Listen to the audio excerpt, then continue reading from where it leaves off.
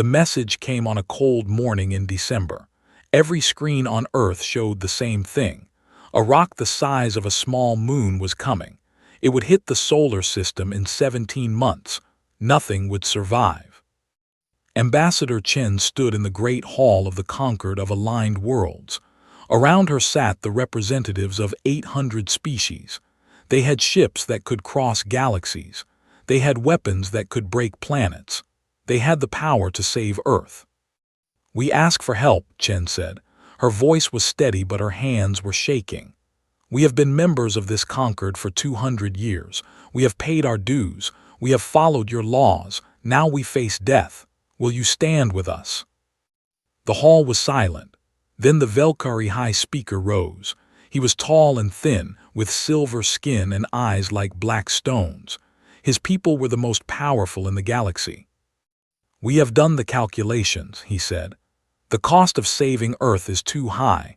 Your planet produces nothing of value. Your people have no special skills. Your location has no strategic importance. We vote no."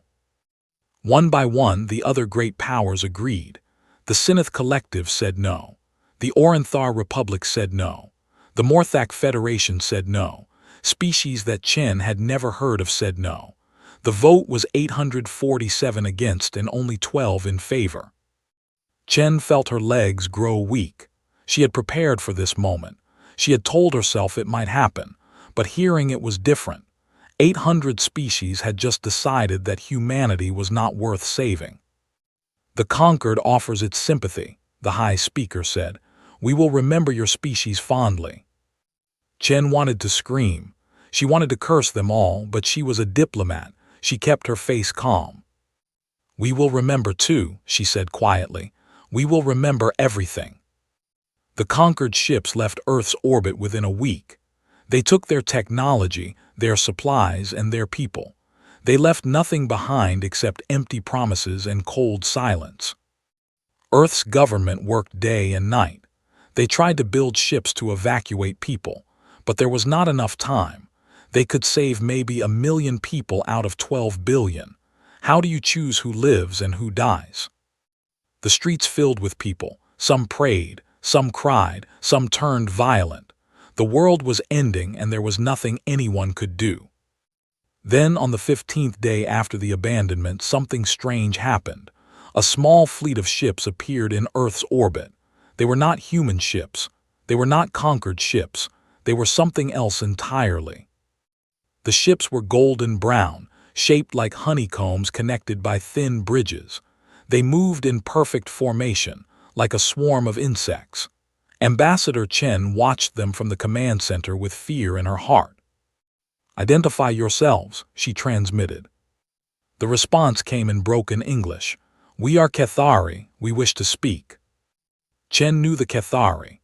They were an insectoid species, small and weak by galactic standards. They had been slaves to the Velkari for thousands of years before winning their freedom only a century ago. They had little money, little power, and little influence. Why were they here? The Cathari ambassador came to Earth the next day. Her name was Churiktan, and she stood only 4 feet tall. She had 6 legs, 2 arms, and large compound eyes that seemed to see everything at once. Her voice clicked and buzzed when she spoke. "We watched the vote," Churiktan said. "We saw what the conquered did. We did not agree." "But you are not powerful," Chen said carefully. "What can you do?" Churiktan made a sound that might have been a laugh. "We are not powerful, no. We have few ships and little wealth, but we have engineers, we have builders, we have workers who do not fear death, and we have something else." "What is that?" "Memory," Churiktan said. "We remember when we were small. We remember when no one helped us. We remember the darkness of being alone. We will not let your people feel that darkness. We stay." Chen stared at the small creature before her. In a galaxy of giants who had turned their backs, this tiny species had chosen to stand. "Why?" Chen asked. "Why risk yourselves for us?" Churiktan's compound eyes seemed to soften. "Because someone should have done it for us. Because it is right. Because when the universe is cold and dark, the only warmth comes from those who choose to give it. The Cathari fleet was small. They had only 40 ships, but those ships carried the finest engineers in the galaxy. The Cathari had built structures in the void of space that other species thought impossible. They had survived slavery by being useful. Now they would use that skill to save humanity. "We have a plan," Chiricton said. "We cannot destroy the rock, we cannot move it, but we can push it, just a little, just enough." She showed Chen the designs. A network of gravitational deflection stations spread across the solar system. Each station would push against the rock with invisible force. If they built enough stations, if they positioned them correctly, the rock would miss Earth by the smallest margin. "This will take everything we have," Chiricton said. "Every resource, every worker, many of us will die. And you will do this anyway." "Yes." Chen felt tears running down her face. She had not cried when the conquered abandoned them. She had not cried when she thought her people would die. But now, facing this small alien who offered everything for nothing, she could not stop the tears. "Thank you," she whispered. Chiricton reached out and touched Chen's hand with her thin fingers. "Do not thank us yet. We have much work to do. The rock does not wait." That night, the Cathari ships moved into position around Earth. They began transmitting plans and designs to every human engineer who would listen. The greatest construction project in history was about to begin. And in the darkness of space, the rock kept coming. The construction began the very next day. Factories that once made cars now made metal plates for space stations. Schools became training centers for workers. Every television showed the same thing: instructions on how to help. The Cathari shared everything they knew. They held nothing back. Their shield technology, their atmospheric processors, their methods for building in the cold of space. Knowledge that other species would sell for billions, they gave for free. "Information wants to be used," Chiricton told the human engineers. "It does no good locked away. Take it, learn it, make it yours." Human and Cathari workers rose into space together. They worked side by side on the great stations, their hands building what their minds had designed. The Cathari were excellent engineers, but they had not evolved for space work. The cold hurt them. The radiation shortened their lives, but they did not complain. A human worker named James Park watched his Cathari partner struggle in the void one day. The alien's name was Ventic, and his movements were slow and painful. "You should rest," James said through the radio. "You have been working for 12 hours. Ventic made his clicking laugh. "I will rest when the work is done. Time is short. The rock does not rest." "But you are hurting yourself." "Yes," Ventic agreed. "But your children will live, that is enough." James did not know what to say. He returned to work with tears in his eyes. The months passed, and the stations rose.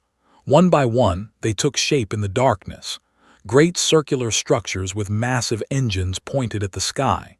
Each one pushed against the rock with invisible hands of gravity. But the cost was terrible. Ships crashed, workers died, equipment failed. Every week brought new funerals, both human and Cathari.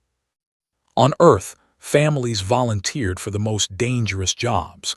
Mothers and fathers kissed their children goodbye and flew into the asteroid belt to mine the metals they needed. Many never came back. "Why do they go?" a young Cathari asked Chiricton one day. "They know they might die." "Because they are parents," Chiricton answered. "Parents will do anything for their children. This is the same in every species." The Cathari hive mothers understood this well. They sent their own young to work the construction lines. Cathari who had barely reached adulthood flew into space to weld metal and run cables. Their elders wept to see them go, but they let them go anyway. "We cannot ask humans to sacrifice what we will not sacrifice ourselves," one hive mother said. "If they give their children, we must give ours." By the 9th month, half the stations were complete, but the workers were exhausted. Resources were running low. Hope was fading. Then the Cathari High Matriarch announced that she was coming to Earth. Her name was Thringkal, and she was ancient. She had lived through the slavery years.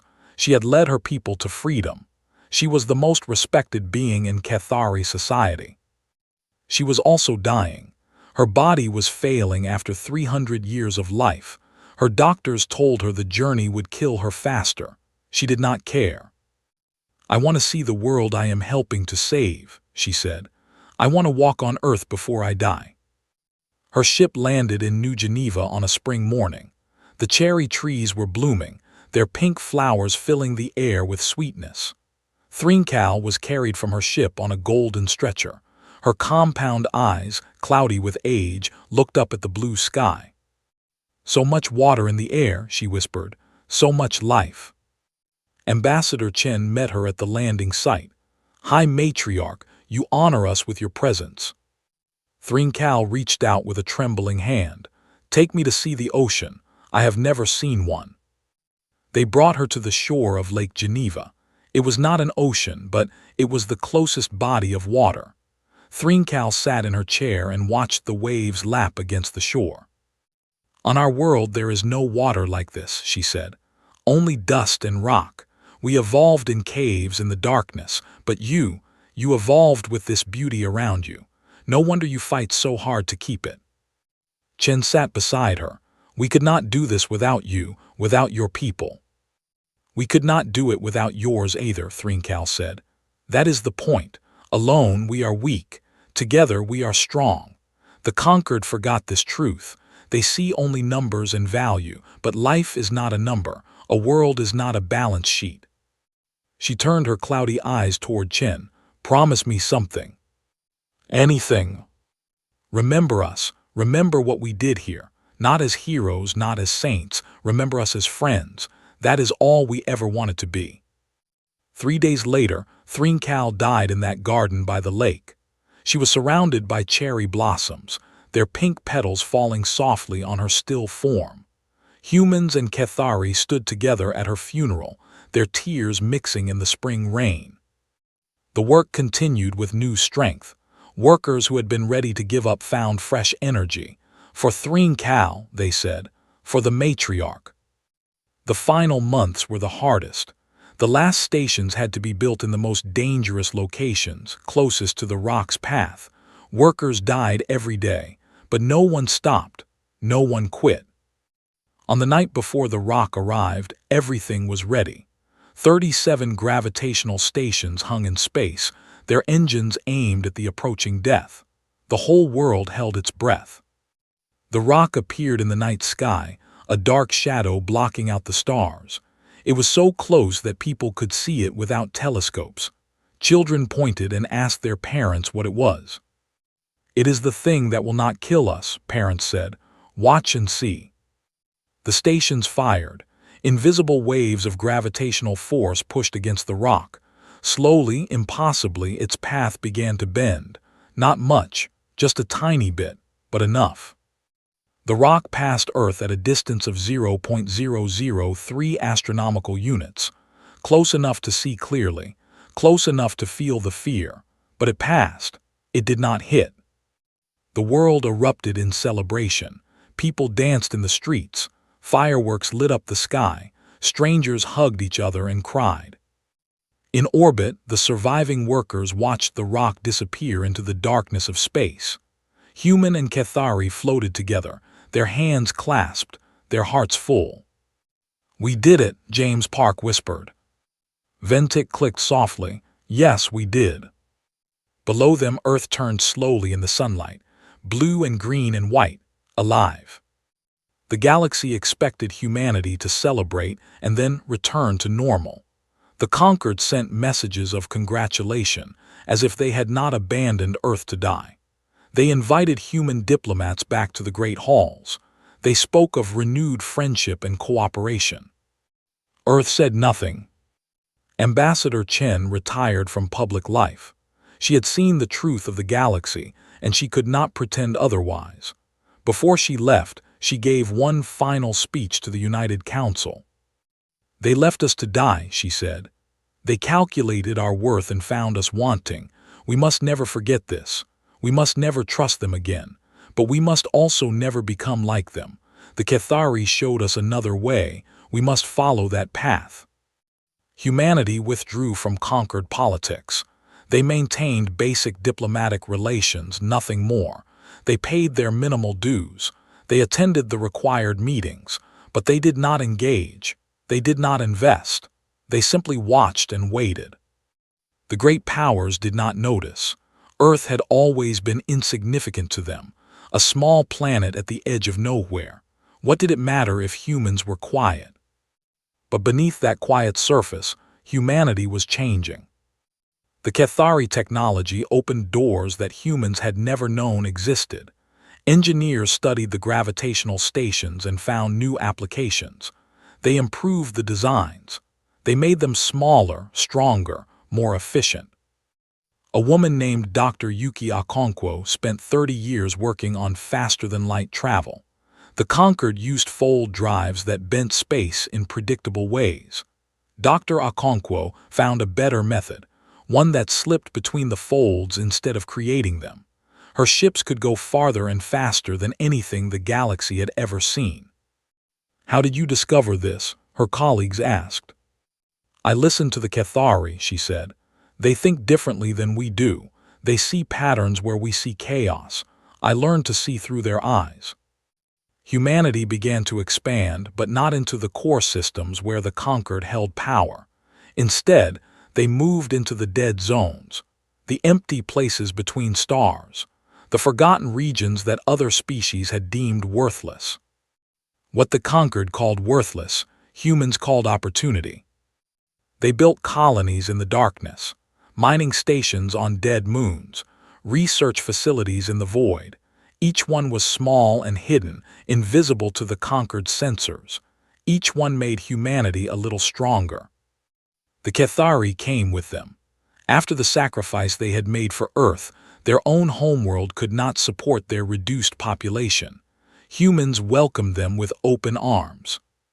"Your world is our world now," the new human president told the Cathari Council. "Your people are our people. We are one family." Cathari engineers worked in human shipyards. They taught their skills to human students. In return, humans shared their art, their music, their stories. The two species grew together like vines on a trellis, separate but intertwined. Cathari children attended human schools. Human children learned the clicking language of the Cathari. Marriages between the species were impossible biologically, but they adopted each other's young. A human couple might raise a Cathari child. A Cathari hive might include human workers. The boundaries between them blurred and faded. 100 years passed, then 200, then 3. The Concorde barely noticed. They were busy with their own problems, trade wars, border disputes, political games. Earth was a footnote in their records, a minor species that had gotten lucky once. Reports came in sometimes about human activity in the dead zones. Strange ships seen at the edge of sensor range. New colonies appearing in places no one had claimed. But the reports were dismissed as exaggeration. What could humans possibly build out there? A Velkari admiral said with a laugh. "There is nothing in the dead zones, just rocks and ice and darkness." He was wrong. In the darkness, humanity was building a fleet. Not 100 ships or 1,000. 3,000 warships, each one carrying weapons and shields that the Concorde had never seen. The hulls were marked with Cathari geometric patterns, honoring the species that had saved them. The ships were crewed by humans and Cathari working together. Their commanders trained in tactics that combined human aggression with Cathari precision. They practiced in the void, far from watching eyes. And they waited. "When will we reveal ourselves?" a young captain asked Admiral James Park. He was the grandson of the worker who had built the first gravitational station alongside Ventic. "When someone needs us," Park answered. "When the galaxy learns what it means to be abandoned, then we will show them another way." And if that day never comes, Park smiled. Then we will have the largest fleet in history guarding the peace. That is not a bad thing. On Earth, children grew up hearing stories of the abandonment. They learned about the Conquered's betrayal and the Cathari's loyalty. They were taught to value friendship over profit, loyalty over calculation. Remember what they taught us, teachers said. Remember what the universe tried to take from us. Remember what we chose to become. The centuries rolled on. Humanity grew stronger. The Cathari flourished. And in the core systems, the Conquered continued its games, never knowing that the species they had abandoned was watching, waiting, preparing. The debt would be paid, not through revenge but through something far more powerful. Through the same choice the Cathari had made 500 years before. The choice to stay when everyone else left. The machines came from beyond the galactic rim. No one knew where they had been built or who had created them. They had slept for 1,000,000 years in the darkness between galaxies. Then something woke them up. The first attack hit the outer colonies of the Velkhari Dominion. 20 planets fell in a single day. The machines did not negotiate. They did not explain. They simply destroyed. High Speaker Velkhar watched the reports with growing horror. His people were the most powerful in the Conquered. They had weapons that could crack moons. They had ships that numbered in the hundreds of thousands, and they were losing. What are these things? He demanded. His scientists had no answers. The machines were made of metals that did not exist in the periodic table. Their weapons fired beams that ignored shields. Their ships repaired themselves even as they were damaged. For every one destroyed, 2 more appeared. Within 6 months, the Velkhari had lost half their territory. Billions of their people were dead. Their mighty fleet was reduced to a fraction of its former size. Velkhar called an emergency meeting of the Conquered. The great powers gathered once again in the same hall where they had abandoned Earth 5 centuries before. "We need help," Velkhar said. His voice, once so confident, now trembled with fear. "We cannot face this enemy alone." The other species looked at each other. They did the calculations they always did. Ships, resources, energy expenditures. The numbers were not good. "The cost is too high," the Sinnoth representative said. "We cannot risk our own people," the Orinthar said. "We vote no," said the Morthak. One by one, the great powers turned their backs on the Velkhari. The same species who had dominated the Conquered for thousands of years now stood alone, facing extinction. Velkhar felt something he had never felt before: despair, true, crushing despair. This was what Earth had felt, he realized. This was the darkness they had faced. "Is there no one?" he asked the empty hall. "Is there no one who will stand with us?" The answer came not from the Conquered, but from the sensors at the edge of Velkhari space.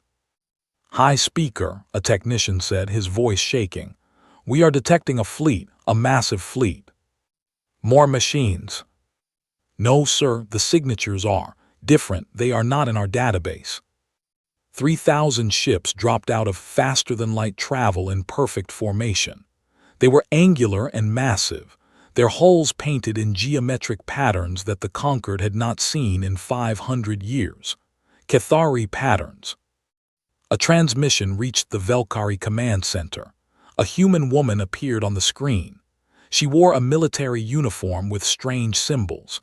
Her hair was gray, her face lined with age, but her eyes were sharp and clear.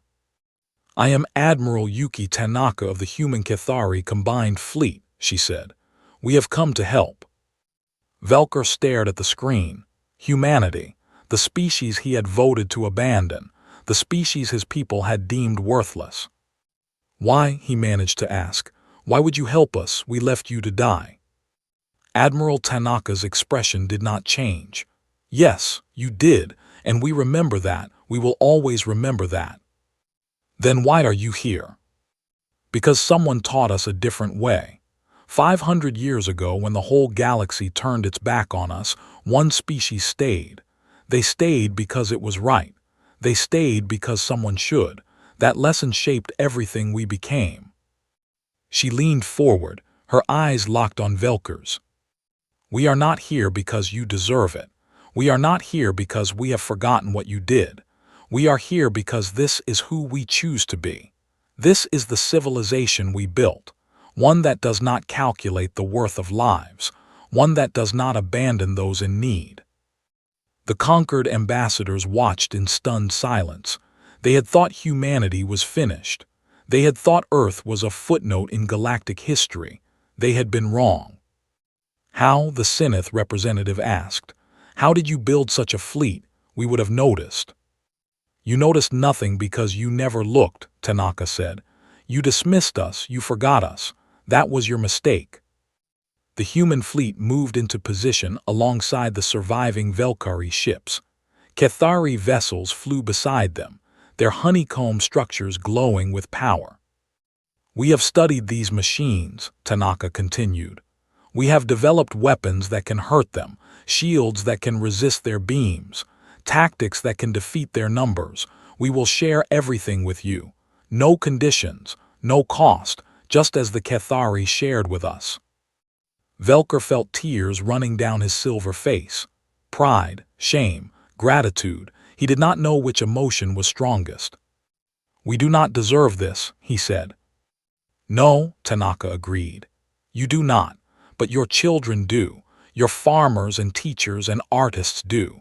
The innocent people on your worlds who had no voice in the decisions that abandoned us. They do not deserve to die for the sins of their leaders.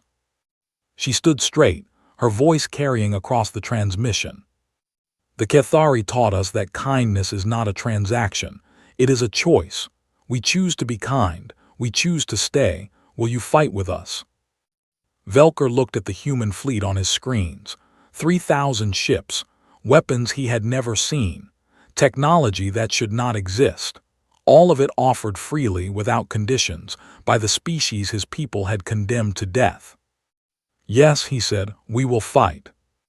Admiral Tanaka nodded. Then let us begin. We have a galaxy to save. The war lasted 11 years. It was the bloodiest conflict the galaxy had ever known. Human and Kethari forces led the fight. They took positions in the front lines where the danger was greatest. They developed new weapons as the machines adapted. They suffered losses that would have broken any other species. Admiral Tanaka commanded from the bridge of her flagship, the Thrinkal, named after the matriarch who had died in a garden of cherry blossoms 500 years before. She watched her people die by the thousands, but she never wavered. We knew this would cost us, she told her officers. We came anyway. That is what it means to be human now. The Kethari fought with the same determination. Their ships were smaller than the human vessels, but they were fast and clever. They found weaknesses in the machine formations that larger ships could not see. A young Kethari commander named Vikran Tal became famous for her daring tactics. She would dive her squadron into the heart of enemy fleets, striking at command ships while larger vessels provided cover. Her success rate was legendary. So was her casualty count. Are you not afraid? A human journalist asked her. Vikran Tal clicked her mandibles in the Kethari expression of peace. Fear is for those who have something to lose. I am fighting so that others may keep what they have. My life is a small price for their futures. Year by year, battle by battle, the tide began to turn. The machines were powerful, but they were not infinite.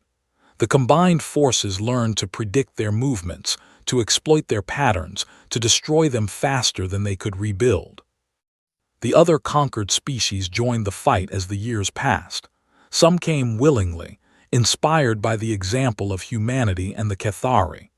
Others came because they had no choice as the machines spread toward their own territories. But they all came. The final battle took place at the edge of the galactic rim, at the very location where the machines had first appeared. A fleet of 10,000 ships from dozens of species faced the last great concentration of machine forces. Admiral Tanaka, now old and tired but still sharp, gave the order to attack. Human ships charged forward alongside Velkari cruisers. Cathari fighters flew beside Sinith destroyers. Species that had never worked together now moved as one. The battle lasted 3 days. The losses were terrible, but when it ended, the machines were gone. Their great factory ship, the source of their endless numbers, was destroyed. The threat was over. Tanaka sat in her command chair as the cheering washed over her bridge. She thought of everyone who had died. Human, Cathari, Velkari, even the other species who had once abandoned Earth. All of them had paid a price for this victory. Was it worth it? Her first officer asked quietly. Ask me in 100 years, Tanaka replied. Ask me when children are growing up in a galaxy without fear. Then I will know. The conquered of aligned worlds did not survive the war. Not because it was destroyed, but because it was proven wrong. Its philosophy of calculated worth, of abandonment, of profit over principle, all of it had been exposed as hollow. In its place, a new alliance formed. Representatives from every species met on Earth in New Geneva. In the same garden where had died, they came to build something different. The ambassador was a direct descendant of those who had stayed with humanity during the abandonment. Her name was, and she carried the memories of her ancestors in her heart. She spoke first at the founding ceremony. 500 years ago, my people made a choice. We chose to stay with Earth when everyone else left. We did not expect anything in return. We stayed because it was right, because the universe is cold and dark, and the only warmth comes from those who choose to give it. She paused, her compound eyes looking over the assembled representatives. We did not know what our choice would become.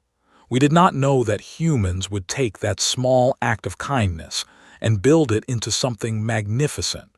We did not know that the species the galaxy abandoned would become its salvation. Turned to Admiral, who sat in a wheelchair now, her body failing but her spirit strong. Humans have taught us something we did not understand. They have shown us that kindness, once given, does not disappear. It grows. It multiplies. It returns in ways we cannot predict. One act of loyalty became a civilization. One choice to stay became a fleet. One moment of compassion saved a galaxy. Rose slowly from her chair. Her aides tried to help her, but she waved them away. She stood on her own 2 feet as she had always done. We were alone once, she said. The whole galaxy turned its back on us. We were nothing. We had nothing. And then one species stayed. 40 ships and a few thousand engineers, that was all. She looked at with tears in her eyes.